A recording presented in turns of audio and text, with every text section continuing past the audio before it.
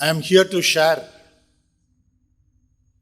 a remarkable vision of an empathetic teacher. A teacher who faced early job rejection and who dared to dream big to create an institution which has impacted globally.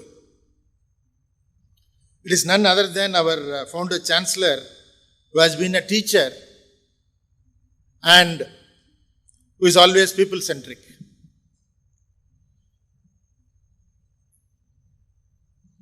Now, this leads me on to tell you a beautiful story how SRM has evolved and where we are heading towards. We started our journey by establishing a primary school in the year 1968.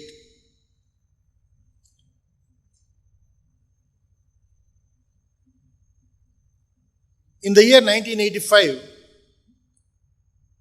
the government of Tamil Nadu opened up private players for establishing technical institutions in the country.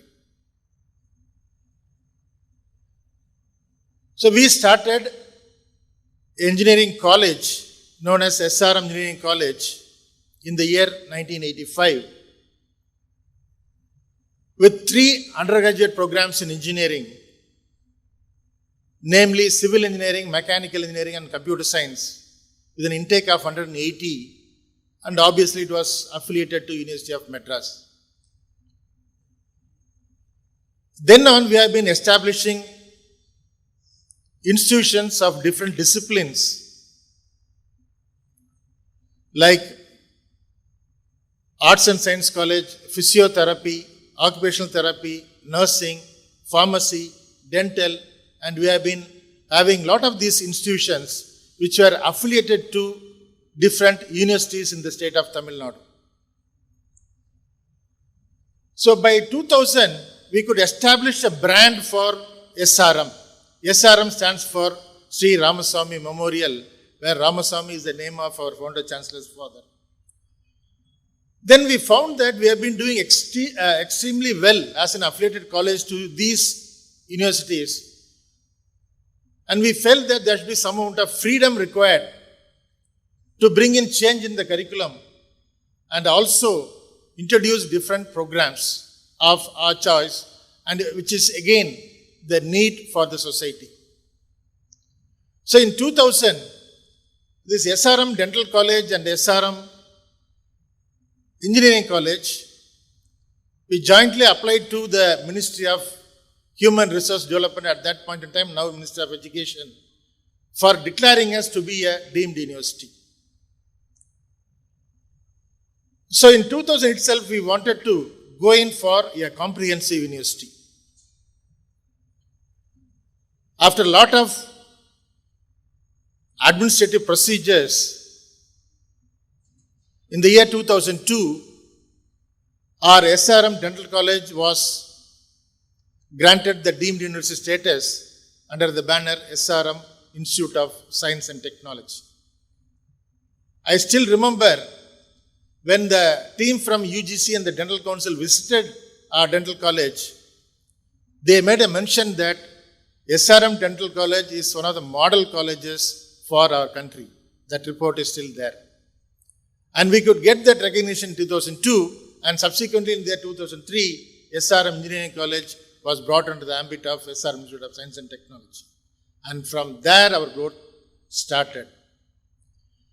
Now when we become a university, some of the immediate challenges that we had were, number one, we could build a we could build reputation, we could build a brand for the last 15 years or so, and if we happen to award our own degrees, will that be recognized by institutions outside our country and maybe inside the country also? That was the first risk that we had. The second risk is about the financial stability. We have been operating 3 programs or 4 programs or 5 programs with limited resources. Now, when you want to become a university, you need to scale up whether it will be possible for us to be financially sustainable when we operate a university. And the third challenge that we undertook is about the organization structure. If it is a college, limited number of administrators are enough, limited number of faculty, they need to teach whatever that is given by the parent university, see that students do well in the examination, they get a degree, go out. But as a university, we cannot stop there. We need to create a lot of positions and whether we are ready for that. So these were the three challenges we had in mind when we embarked into the university status. From then, in 2005, we thought that we should get into the research mode. As an affiliated college, we have been always focusing only on teaching and learning. So we thought that we should encourage our faculty members to pursue research.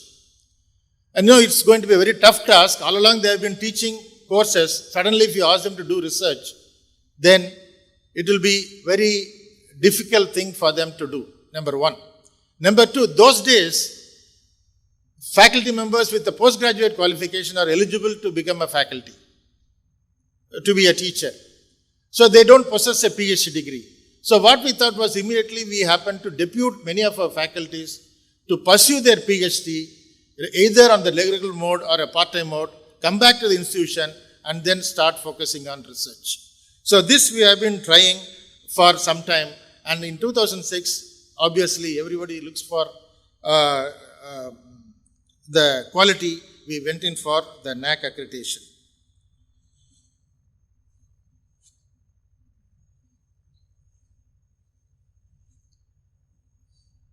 Though we were predominantly an engineering college earlier, one of the expectations of the parents and the students is that how is the employment after graduation at SRM? Even now it is there. So we thought that we should create a separate department called as a Career Development Center, and also we introduced foreign languages for all the students of undergraduate engineering program. So they can either choose Chinese, French or German language, Korean language, or so these are German language. These are some of the things where the students can choose. Now we were planning to send these students wherever they want to go, and for that foreign language was essential. Though we have been sending our faculty members to different institutions to pursue PhD and then come back and carry out research, our expansion was very fast, and therefore the publications or the research activity that was happening in the university was not at all sufficient. So we thought that why not we establish a research institute, exclusive research institute, where we hire faculty from the different universities across the globe who have done their postdoctoral fellows in niche areas, so that they can come to SRM University, stay there, and then continue their research. Now, as a win-win proposition, we offered them 50 lakhs of rupees as a startup grant when they came to SRM University. And from then on, we have been adding about 20-25 faculty members every year, and we reached up to a level of 150 faculty members in 4 years or so. Now, while we were happy that they could attract funds and publish more papers, we found that there was a gap between the existing faculty who have been there at the institution for quite some time and the students, because they have been given only one lecture class, one lecture carrying one course where they'll be teaching for about 3 hours or so. So there was a gap between the student and the research faculty interaction. There was a gap between the faculty members in the department and the research institute professors, and therefore we took a decision to take all of those research institute faculty members into the department so that better research collaboration will take place. Then we also thought that internationalization is very much required.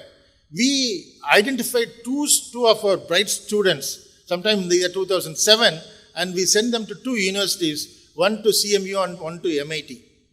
So they did very well, and that gave the name of so SRM became popular among some of the professors at MIT, and we happened to take them into our fold as an international advisory board member, where they introduced a lot of things like project-based learning, active learning, then introducing biology for engineers. So many such initiatives happened in 2007. And we also charted out a program called as the Faculty Abroad Program, where faculty members have been sent to different institutions. Because once the students go and come back, they have been telling a lot of information to us which we could not understand. So we happened to send some faculty members to leading institutes like MIT, CMU, University of Southern California. And in fact, I was identified and sent to Harvard University for a leadership program. That was in 2009. So that we have been mentoring and supporting these faculty members who have been with SRM for longer time. Then we thought that some of our programs should be internationally accredited. We went in for ABET accreditation, we went in for IET accreditation, and that's why we got global recognition too. Then we thought that being in Tamil Nadu, Tamil is a rich language, why not we create what is called as a Tamil Perayam, where that will create a lot of interest among the students to pursue research in Tamil culture, Tamil language, and we have been honoring a lot of authors and then the novelists who have been contributing to the development of Tamil by giving them awards. That's Tamil Perayam. Then in 2011, we wanted to do something big. 2011. So we identified about 50 odd undergraduate students belonging to different disciplines to work on a satellite project, a nano satellite project, which was designed and developed by the students with the support of ISRO, and we launched in 2011. In fact, we started the work in 2008. It was launched in 2011 to measure the greenhouse gas in the atmosphere.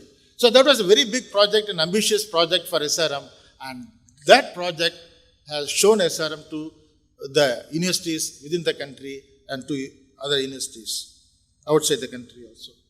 Then we thought that there is a gap in what is being taught in the class and the expectation of the industry. We identified some of the areas and invited the industry experts to visit the institution, offer what is called as a one-credit course. So that is the beginning of our industry-institute interaction, going beyond the recruitment. The main idea of having such courses is that will give an opportunity for the students to go for internship, maybe to do a project, and later on, if they are good, they'll be absorbed in the same company or they'll be referred to different companies.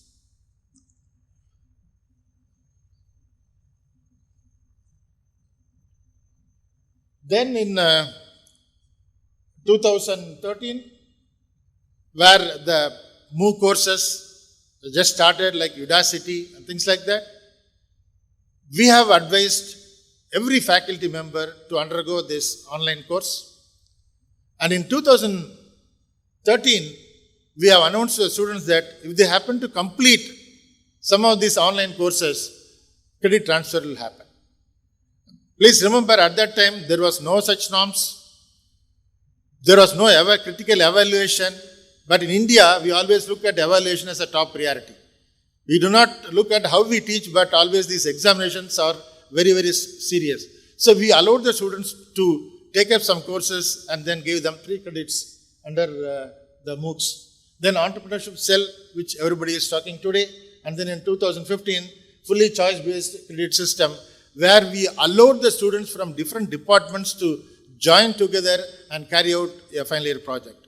Now, those were restrictions at that time. A student from a particular program can align with 2-3 of their friends in the same program and then do a major project. But we broke that and then said anybody can join together, the students across the disciplines can join together and do a final year project. Then the international ranking, yes, we also aspire to do well in the international ranking. We have been participating in different ranking processes. Then we established an innovation and entrepreneurship cell. We have a College of Agriculture, we have a College of Law. So I will say that we are a comprehensive university. Then we thought that our faculty members should be taught about design thinking. Design thinking is an important course where they will look at the consumers' expectation and then come out with solutions. So I'm very happy to say that our faculty members have been trained in design thinking course. They have been appointed as resident mentors to mentor our startups. And as on date, 168 faculty members have been trained and certified by the industry leaders. And it is made as a compulsory course for the engineering program. Then migration to digital and online, we offer digital and online programs also. Then combating COVID, in 2020, the Indian Council of Medical Research announced 12 centers for Covaxin clinical trials. SRM Medical College Hospital was one among them. Now, all this happened and then we want to become a world-class university like any other university. And there are three essential components for that. One is the high concentration of talent, where we have been recruiting. It is not a one-time process. We have been recruiting continuously. Whenever we happen to find a good talent, we conduct an interview and then recruit them. That's one thing the process is on. Then abundant resources is another thing which is very much required. So when the reputation of SRM went up, we thought that we should reach out to other states also. So we have one campus in Modi Nagar and 4 campuses in the state of Tamil Nadu. That's a deemed university. And apart from the deemed university, we have 3 state private universities. One in Sonipat, one that's in the state of Haryana, one in Andhra Pradesh, one in Sikkim. So we are globally present. Then the other one is the favorable governance. These 3 parameters are very, very important. Now, if you look at the favorable governance structure, I am with the SRM Institute right from the genesis until today. The main reason is that freedom is there for everyone. Our promoters identify good people, identify the right people for the right post, and then only the professionals has to drive the institution and not the promoters. So, the other thing is, all along, these institutions have been focusing on constraints, compliance, control, and contract. Now, we made a shift from that, and then we are focusing on 4 pillars, namely stretch, discipline, trust, and support. So, when we moved from the 4 C's to these 4, then there is a lot of, the empowerment happens, and then we have been forced to move forward and then achieve in whatever we want. So, we envision a hub of talent, rich resources, and effective governance. But how do we realize this vision? Is by giving freedom to the students, employees. We don't wait for the policy. As and when we wanted to do something, we take a step forward. So we are guided by unwavering commitment to high quality education, innovation and inclusivity, and we have made remarkable strides so far. Our steadfast dedication to gender equity, social upliftment, and pioneering research has earned us global recognition. When I say pioneering research, this Nature Index journal comes out with institutional output every year.